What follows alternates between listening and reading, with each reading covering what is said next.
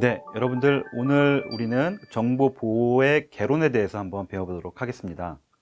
자, 오늘 시간에 배울 내용들은요, 우리가 정보 보호에 대한 기본적인 개념들, 그 다음에 보안의 기본 3대 요소라고 하는 것들이 있습니다. 그래서 이 보안의 기본 3대 요소, 그 다음에 이런 기본적인 요소를 지키기 위한 추가적인 요소들에 대해서 우리가 한번 배워보는 그런 시간을 갖도록 하겠습니다. 자, 그러면 정보 보호에서 보안이라는 게 의미하는 것이 무엇일까요? 시큐리티라고 많이들 하죠. 이런 시큐리티에 대한 정의는 원래 자산의 본래 가치가 손상되지 않도록 내부 또는 외부의 각종 위협들이 있습니다. 이런 위협들로부터 우리의 자산을 적절한 방법으로 보호하는 것, 이것을 가지고 보통 일반적으로 시큐리티, 보안이다라고 하고 있습니다. 그러면 우리가 이번 시간에 살펴보려고 하고 있는 정보 보호란 무엇일까요? 이런 보호에 대한 대상을 정보 쪽으로 두는 것을 가지고 우리가 정보 보호라고 할 수가 있습니다. 즉, 다시 한번 알아보면 의도적이든 또는 비의도적이든, 여기서 비의도적이다라고 하면은 실수라든지 사고라든지 이러한 것들을 비의도적이라고 할 수 있겠죠. 이런 비의도적인 변조, 정보에 대한 변조, 파괴, 그 다음에 서비스에 대한 지체, 이런 것들로부터 우리의 소중한 정보를 보호하는 것, 이걸 가지고 바로 정보 보호다, 즉 Information Security라고 우리가 정의를 할 수가 있습니다. 자, 그렇다면은 이런 정보 보호를 하는 목적은 무엇일까요? 결국에는 정보를 지키기 위한 것이죠. 이런 정보 보호를 위한 기본적인 목표로 우리는 크게 세 가지를 뽑고 있습니다. 보안의 3대 요소라고 합니다. 첫 번째가 기밀성입니다. 두 번째는 무결성, 그리고 세 번째는 가용성이라는 것입니다. 각각을 자세히 알아보도록 하겠습니다. 기밀성, 즉 영어로 confidentiality라고 합니다. 기밀성은 인가된 사용자만이 정보 자산에 대해서 접근을 허용하는 것을 이야기합니다. 즉 우리 일상생활에서 우리 일기장을 우리가 자산이라고 본다고 했을 때 일기장을 누군가가 훔쳐본 경우 당연히 기밀성이 깨어진 경우가 되겠죠. 그죠? 그래서 일반적으로 이러한 그 기밀성에 대한 그 위험 요소로는 도청, 도난 등을 들 수 있고요. 그리고 여러분들이 생각하시는 보안, 즉 무언가를 지키는 그러한 의미와 가장 가까운 개념이 되겠습니다. 다음으로는 인테그리티가 있습니다. 무결성이라고 하죠. 이 무결성은 우리의 데이터가 악의적으로 변경이 되어지지 않는 것을 이야기합니다. 즉 다시 말하면 우리의 자산이 인가된, 즉 허가된 당사자에 의해서 허가된 방식으로 변경이 가능한 것을 가지고 무결성이라고 우리가 부르게 됩니다. 그렇다면 우리 일상생활에서 이런 무결성이 깨어진 경우는 무엇이 있을까요? 여러분들 메신저 많이 쓰시죠? 메신저 여러분들 대화명 많이 쓰실 거예요. 근데 누군가가 임의로 여러분들의 대화명을 원하지 않는 대화명으로 변경한 경우, 이런 경우 바로 무결성이 깨어졌다라고 우리가 이야기를 할 수가 있습니다. 자, 그러면 마지막 3대 요소로 가용성, 즉 availability죠. 이런 availability에 대한 정의는 무엇일까요?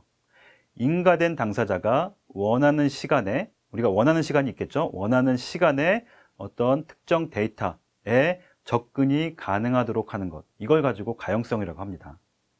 즉 우리가 원하는 시간에 어떤 서비스라든지 데이터를 사용을 하고 싶어요. 근데 그런 것들이 해치게 되면, 그런 것들이 제공이 못 되게 된다라고 하면은 문제가 발생을 하겠죠. 그래서 이런 가용성이 깨어진 경우, 예를 들면 해커들이 여러 공격을 합니다. 그런 공격으로 인해서 여러분들이 계좌를 갖고 있는 은행의 서비스에 대한 이용이 불가한 경우, 이런 경우 바로 가용성이 깨졌다라고 우리가 이야기를 할 수가 있겠죠. 이런 가용성을 위협하는 요소로는 좀 아까도 말씀드렸다시피 디도스 공격 많이 들어보셨죠? 이 자세한 내용은 나중에 우리가 다시 배우는 기회가 있을 거예요. 근데 이런 디도스 공격 등이 가용성을 위협하는 가장 큰 요소로 우리가 위험 요소로 볼 수가 있을 것입니다. 그리고 외부적인 요소로는 예를 들어서 화재나 정전이라든지 이런 것들이 발생을 하게 되면 여러분들이 어떤 데이터라든지 서비스를 받는데 여러 가지 제한이 있을 수가 있겠죠. 그죠? 그래서 그런 외부적인 요소에 의해서도 가용성이 깨어지는 경우들이 있다라고 우리가 알 수 있을 것입니다. 그러면 우리 일상생활에서 가장 뛰어난 가용성을 가지고 있는 그런 서비스가 뭔지 한번 생각해 보세요.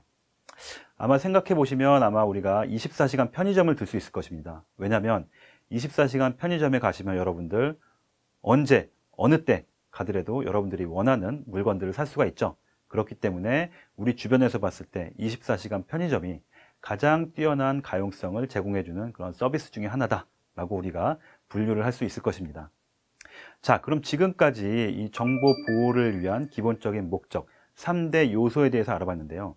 그러면 이런 3대 요소, 정보 보호를 지키기 위한 요소들을 위해서 추가적으로 어떤 기능들이 필요할까요? 일반적으로 우리는 책임의 추적성, 그 다음에 인증, 그 다음에 접근 권한, 이러한 세 가지 정도를 우리가 추가 기능으로 둘 수가 있습니다. 인증은 무엇일까요? 인증은 여러분들이 데이터나 서비스를 이용을 할 때 사용하는 사람들이 원래 의도된 사용자인가 라는, 즉 신분과 행위를 식별하는 행위를 가지고 바로 인증이라고 합니다. 그럼 이런 인증을 수행하는 방식에는 다양한 방식들이 있는데요. 예를 들면 신분증이 있을 수 있고요. 그 다음에 여러분들 가장 많이 쓰는 게 또 무엇인가요? 어딘가에 서비스에 접속하기 위해서 아이디랑 패스워드 많이 쓰시죠? 아이디랑 패스워드도 마찬가지로 인증의 한 방식이 되겠습니다.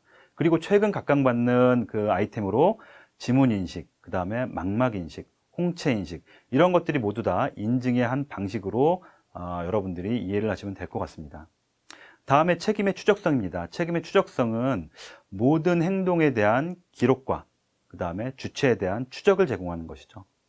즉 누군가가 여러분들 집안의 물건을 훔치고 아무 증거도 안 남겼다라고 할 경우에는 책임의 추적성이 깨지는 경우입니다.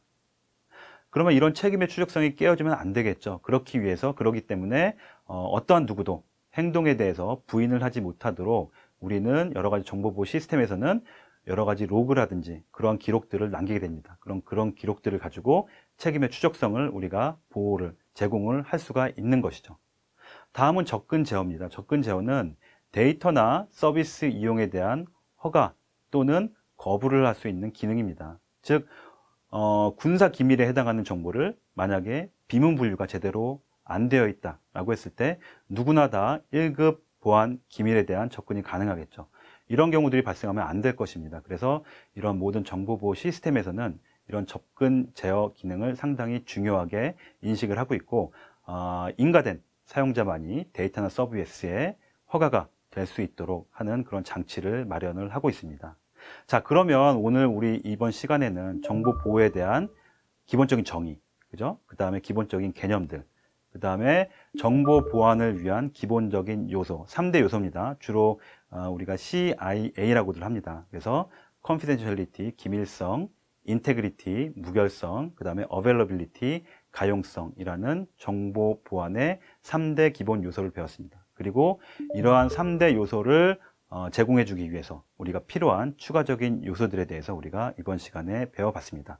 자, 그럼 이것으로 이번 강의를 마치겠습니다.